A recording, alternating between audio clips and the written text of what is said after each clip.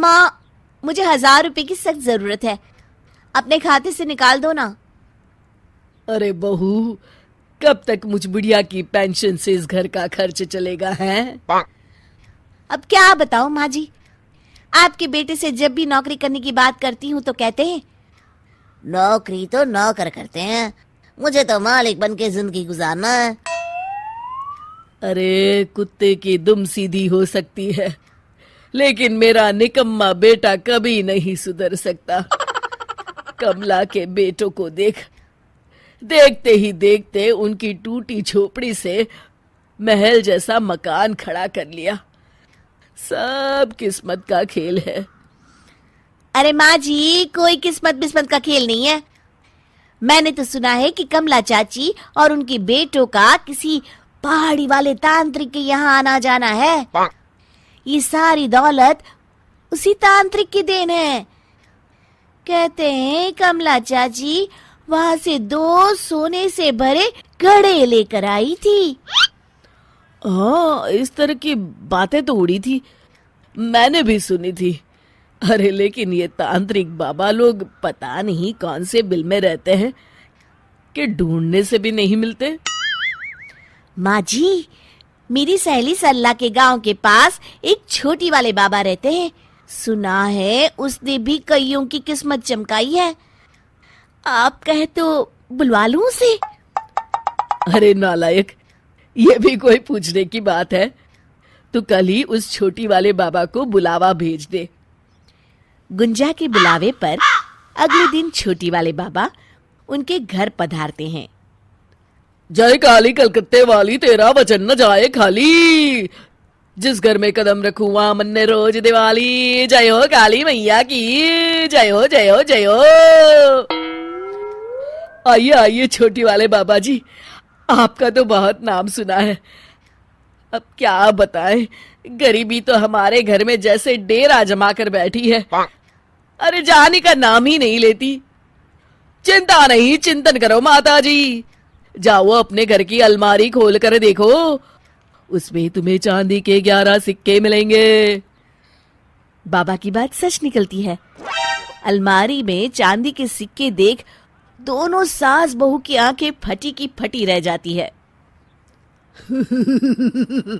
ये तो कुछ भी नहीं, ये तो एक छोटी सी छलक मात्र थी। ये सिक्के हमारी तरफ से आप लोग रख लें। अरे बहू बोल, छोटी वाले बाबा की जय हो। जय हो। इसकी कोई जरूरत नहीं, अपनी जय जयकार तो हम रोज ही सुनते हैं। खैर, अब हम आपको अपना फाइनल चमत्कार दिखाते हैं।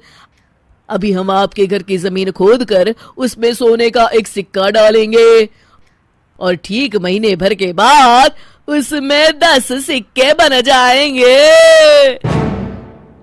क्या सच में बाबा जी, ऐसा हो सकता है? हाँ हाँ, बिल्कुल ऐसा ही होगा। अरे माँ जी, फिर तो हम दोनों अपने सारे गहने जमीन में गड़वा देते हैं। 1 महीने में वो सब 10 गुना बन जाएंगे और हम अमीर हो जाएंगे। अरे फिर खड़ी खड़ी सोच क्या रही है? जा जल्दी से अलमारी में रखे सारे गहने ले आ। फिर दोनों सास बहू अपने सारे गहने छोटी वाले बाबा जी को दे देती हैं और बाबा जी बड़ी चालाकी से अपनी हाथ की सफाई से वो सारे गहने अपने झोले में डाल लेते हैं। अच्छा, अब हम चलते हैं।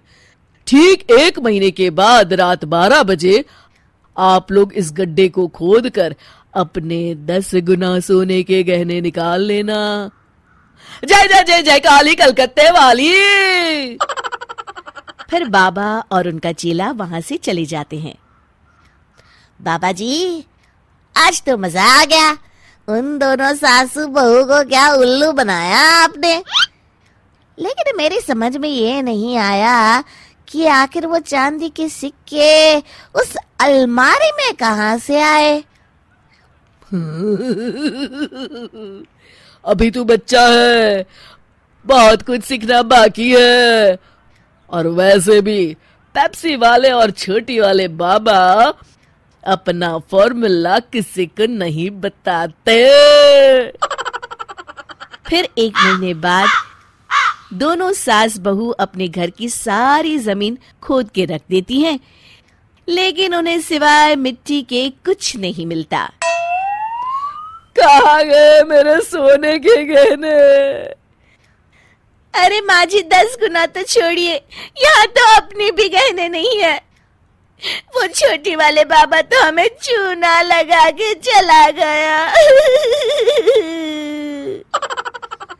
शिक्षा, ज्यादा पाने का लालच सदैव इंसान को ले डूबता है।